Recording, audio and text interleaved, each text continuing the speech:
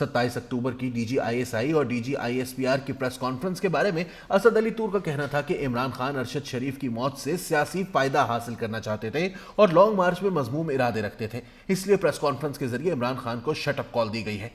असद अली तूर के मुताबिक गैर मामूली प्रेस कॉन्फ्रेंस का एक मकसद और भी था कि आलमी बरादरी, खास तौर पर सऊदी अरब और चीन को पैगाम दिया गया है कि आर्मी की लीडरशिप मौजूदा हुकूमत के साथ खड़ी है, क्योंकि वजीर आजम अभी सऊदी अरब के दौरे पर हैं और इसके बाद वो 1 नवंबर को चीन के दौरे पर जाएंगे।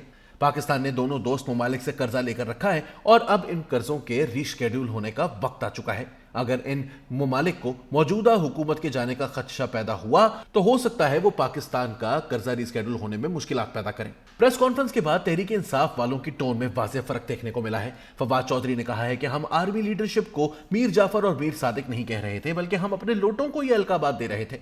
असद अली तूर ने सीनियर सहाफ़ी उमर चीमा की स्टोरी का हवाला देते हुए कहा कि 17 अक्टूबर 2022 को इस्लामाबाद के F8 में सदर आरिफ अलवी, इमरान खान और असद उमर ने खुफिया तौर पर आर्मी चीफ से मुलाकात की, जिसमें आर्मी चीफ ने इनको कहा कि आप असेंबली में वापस जाएं और अपने लॉन्ग मार्च को पुरअमन रखें।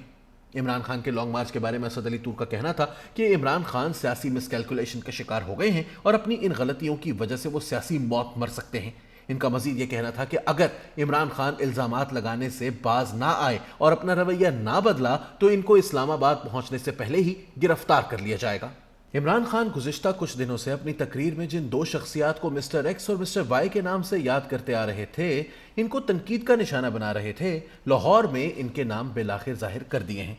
इन शख्सियात में से एक तो DGC major general Faisal Naseer हैं और दूसरी शख्सियत ISI के सेक्टर कमांडर ब्रिगेडियर फहीम हैं। इमरान खान जिन साहब को डर्टी हैरी के नाम से मुखातिब करते हैं वो DGC major general Faisal Naseer हैं। सहाफ़ी और तज्ज़ियाकार असद अली तूर ने अपने 28 अक्टूबर के वीलॉग में DGISPR और DGISI की 27 अक्टूबर की प्रेस कॉन्फ्रेंस और इस पर इमरान खान के रद्द अमल के बारे में तहकीकाती तज्ज़िया दिया है।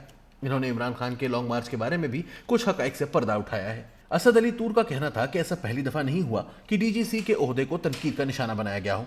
माजी में भी DGC के ओहदे पर रहने वाले ऑफिसर्स सियासी हलकों की तरफ से इल्जामात का सामना करते रहे हैं।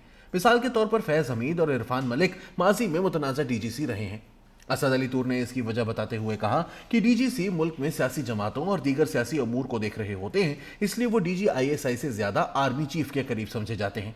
मौजूदा DGC के बारे में इनका कहना था कि वो आर्मी के हलकों में सुपर स्पाई के नाम से जाने जाते हैं, क्योंकि दहशतगर्दी के खिलाफ जंग में इन्होंने बड़ा मौसर किरदार अदा किया था।